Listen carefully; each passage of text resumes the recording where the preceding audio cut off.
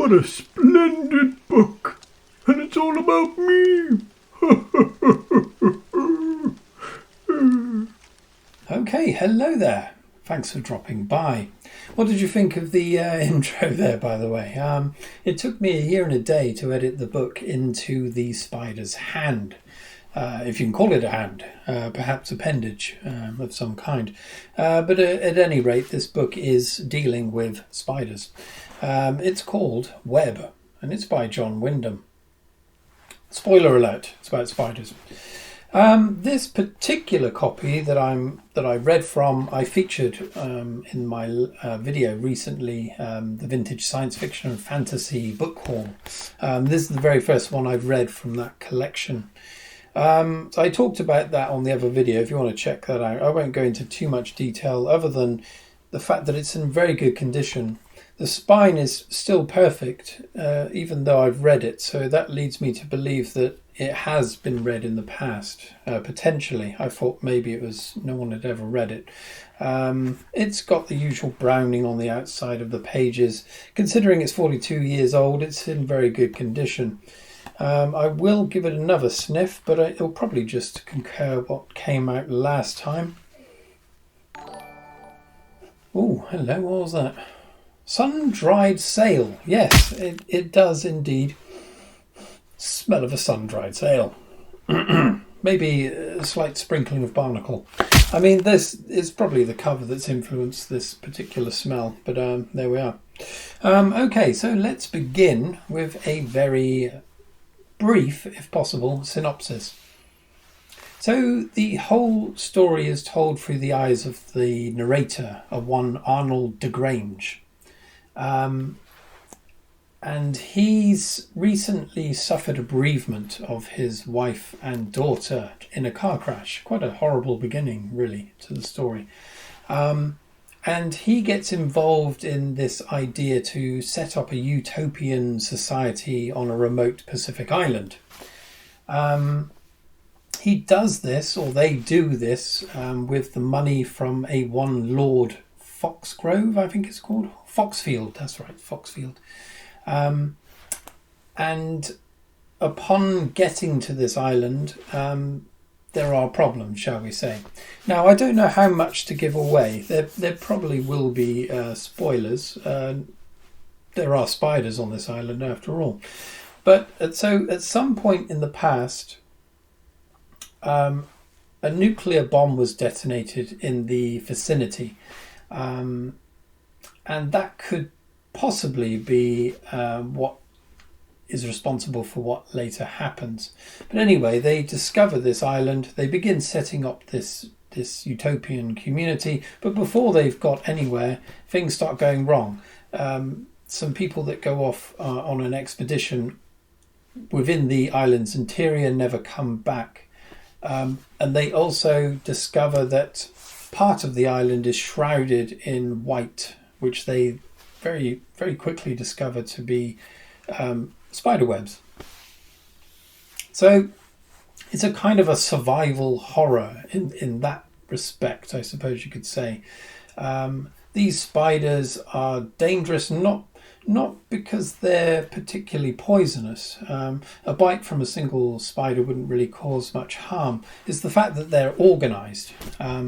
And so that presents major problems to the community. So along with the narrator, there's another main character, Camilla, who's, I think they call it a pestiologist. So she studies, conveniently, various pests, spiders, snakes and whatnot. And so together with her, they try to work out what's going on. How they're perhaps operating, how this could have come about. Running alongside this is an idea that the island has been cursed in the past. But I'll get to that a little bit later. So yeah, I won't give away what happens at the end, whether they manage to escape and how many of the poor devils end up dying. But yeah, it's fairly bleak, let's put it that way. Post-apocalyptic for sure. Okay, so the one thing I would say, one of the drawbacks of this book, the reason why I imagine it was never published during the lifetime of the author is that there is a massive amount of exposition within this book. At the very beginning, it goes to great lengths to try to talk about the utopian ideals that are going to be going into this kind of group, this thing that they're going to be setting up on the island. It's very boring, and despite all of that information, it's still pretty vague what they're really trying to achieve on this island. Then there's also a very long, rambling history about the history of the island itself, which I actually found quite interesting, but it certainly detracts from the story itself, although it does become necessary later on. Because we're talking about the indigenous people to this island and how they've been messed around with in the past, certainly due to colonial pressures, not least from Britain itself. So that was quite interesting. The consequences of the way the islanders felt betrayed by the British government, shall we say, was that it led to this curse being enacted. So basically, at a certain point, the island had to be evacuated because the British were testing a nuclear bomb out in the Pacific. And so to avoid endangering the islanders, they shipped them off. But obviously that meant that they were away from the island for ages, and the government ended up selling the island to this project. So the island is a myth, to say the least. But one in particular, I can't remember his name now, but he's the one that enacts this curse. So we've got a strange mixture of superstitious and actual biological threat, shall we say, that's based on a kind of potential theory of organised insects. So the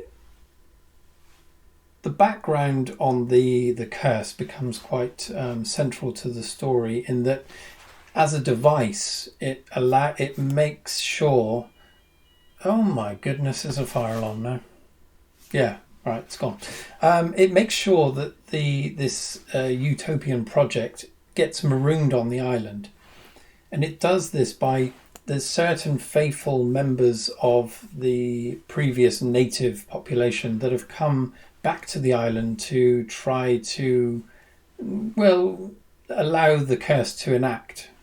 And so upon arriving at the island, the first thing they do is destroy the radio equipment. So they are, in effect, marooned there for at least 6 months. So I didn't know whether this idea of the curse was trying to do two things, I suppose. Potentially explain where this infestations come from, perhaps come from the grave of this islander that ended up killing himself to enact the curse, or whether it's a result of the nuclear detonation out in the sea. I mean, it doesn't really matter in a way. The idea that it's to do with the curse is slightly less interesting for me. But it is interesting that the human element, the ones that believe in the curse and the ones that are trying to thwart the attempts of the British settlers, that's more believable and more interesting. So the main thing about the spiders, as I've probably alluded to already, is that they're organised. Now the interesting thing for me was the parallels that were drawn with Day of the Triffids, John Wyndham's other famous novel.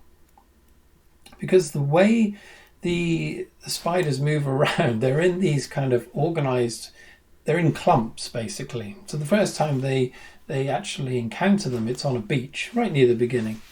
And they don't know what it is, it's just a big splodge of these things, but they move together in this kind of amorphous blob of spiders.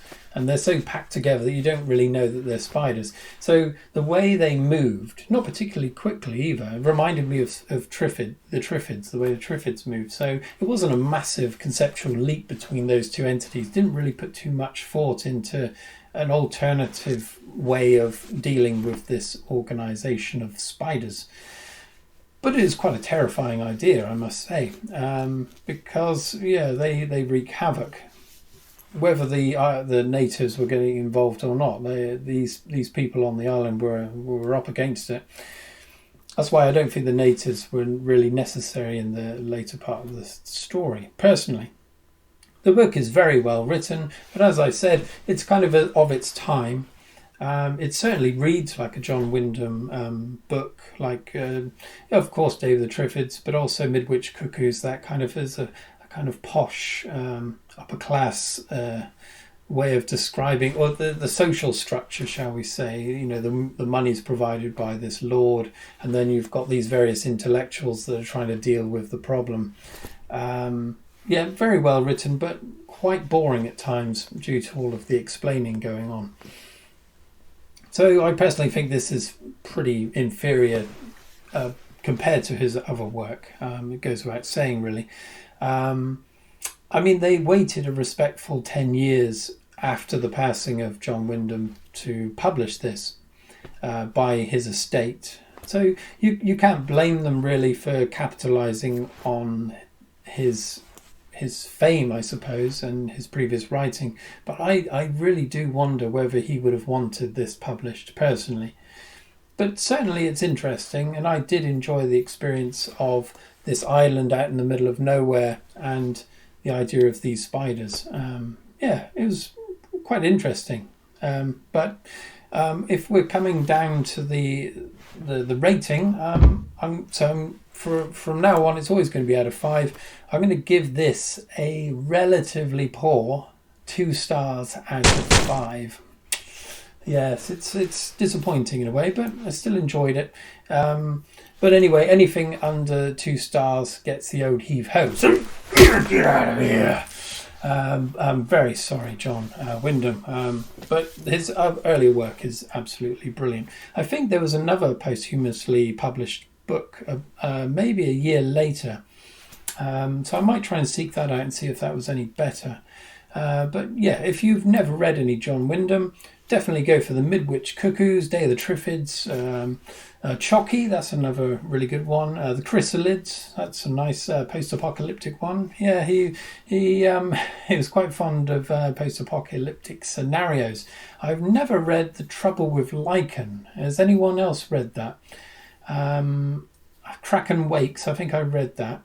Yeah, if you've read The Trouble with Lichen, what's it like? And would I liken to read Trouble with Lichen? No, that doesn't work. Anyway, thanks for watching, and I'll be back soon with another review. Actually, I've got another book haul to do, so we may do that next. Thanks for watching, and cheerio.